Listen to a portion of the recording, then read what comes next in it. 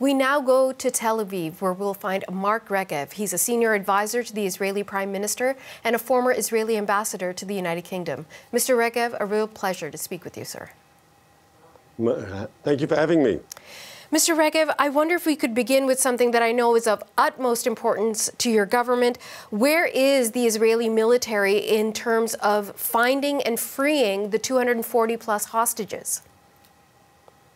So I'm not sure I can go into too much detail other than to say that Hamas, in kidnapping our people, 240, as you say, 32 of them children, of them babies and infants, showed us what they are and who they are.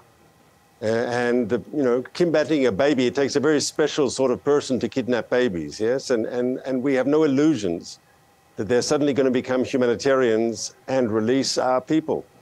As a result, we only believe we're going to get our hostages out through pressure and beefing up the pressure on Hamas. That's what we're doing at this very moment. And hopefully that will expedite the release of our people. What does pressure mean, sir? Does pressure mean attacking every location? How do you free people? Where is the pressure being applied? Well, obviously, you are correct in your question. There was one incident a week or so ago where we actually, our forces freed one of the hostages. But that we will continue to try to do when it's relevant. But basically, there are these talks going on under the auspices of Qatar. And Hamas so far has not agreed to a release. But if we keep the pressure up on Hamas, the military pressure, if they start feeling the pain, I believe that can expedite the release of our people.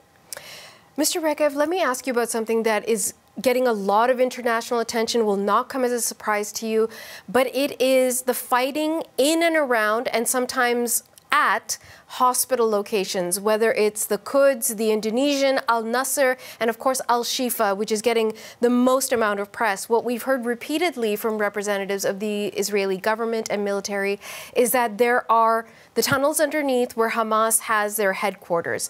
But how do the Israelis know that when so many of the Palestinians that are speaking saying, we don't have any knowledge of this? How do you know that targeting hospitals will result in getting to Hamas? So first of all, we don't target hospitals, but we do know for a fact that under medical facilities like the Al-Shifa hospital, there are Hamas command and control and a network of tunnels that fan out subterranean under the Gaza Strip. And Hamas has had a deliberate policy of building its command and control and its network of bunkers and tunnels under facilities like hospitals because they want them as human shields for their war machine. And now, you say to me, how do I know this? I beg to tell you that actually most people in Gaza know it. It's not a secret. That people can't say so to CBC should not surprise you. Hamas runs a very brutal regime, and in all the reporting out of Gaza, I don't think you can find a single example of someone in Gaza criticizing Hamas openly to a foreign journalist because it's obviously not a democracy. It's an authoritarian regime, a brutal regime. And people who speak out of turn, who say, well, actually, under my hospital, there is a Hamas military facility, they will pay a price. They will fear retribution. Now, I don't think this should come as a surprise to anyone. We saw what sort of violence that Hamas was capable on October 7th when they stormed into my country and brutalized my people, murdered, raped, burned people alive, terrible, terrible, grotesque violence. The people of Gaza also know what sort of violence Hamas is capable of, and it's not surprising that they would be very careful in what they say to foreigners. So let me ask you about the civilians that are caught in this. You've mentioned the brutality of Hamas. You're absolutely right. We saw it on October 7th. The world was shocked, horrified by what we saw happen in Israel that day. And as you've said, the people of Gaza live under Hamas's control, and they have done for the past 16 years. So they're under the brutality of this regime, as you've called it, this authoritarian regime, this recognized terrorist organization. But now they're also being bombarded by the warfare and the military might of the Israelis. What are ordinary Palestinians supposed to do, sir? Because so many of them are suffering. So you're correct. And we didn't want to see Palestinian civilians, Gaza civilians caught up in the crossfire between us and the terrorists. And as a result, I think a month ago already, we knew there would be heavy fighting in the north. And we suggested, urged people to relocate to the south. And the truth is, Palestinians in their hundreds of thousands, civilians, moved to the south.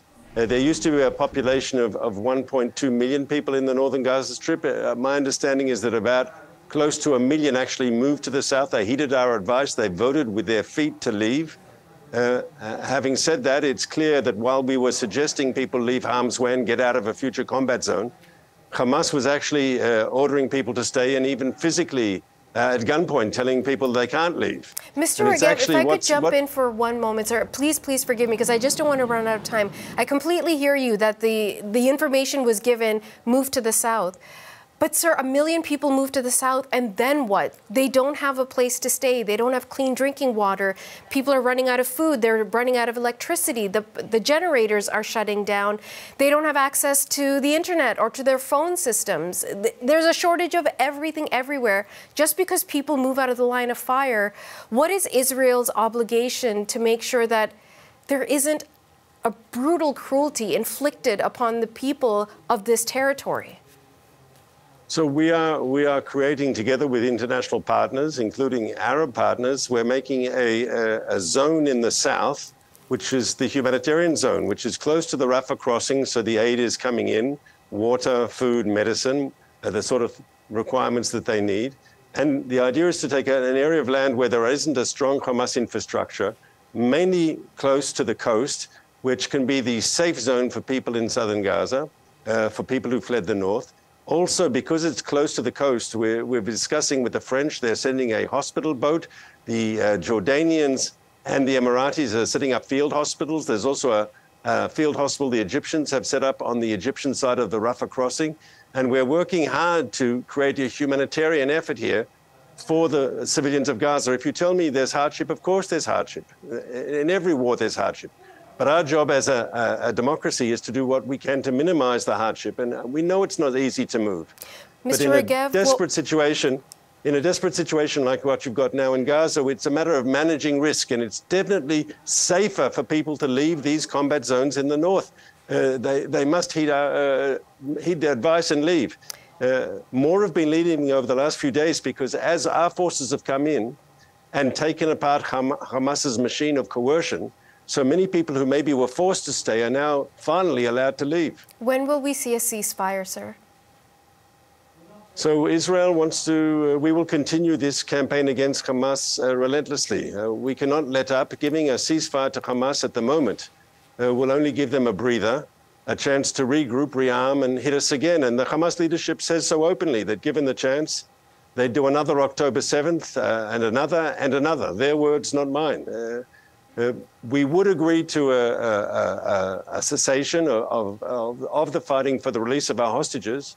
And that goes back to your first question, that if that happens, that could change our calculations if we could get our hostages out. But otherwise, and our goal is and will remain, the elimination of the Hamas military machine, the end of their rule in Gaza. That's good for Israel because it'll save our people in the south from living in fear of terrorists crossing the border at night and butchering their children, but it would also be good for the people of Gaza, who, as you said correctly, deserve better. Hamas has been in power for 16 years, and what have the people of Gaza got from that? Misery, bloodshed, and of course impoverishment. The people of Gaza themselves deserve better. Mark Regev, thank you very much for your time today. Thank you for having me.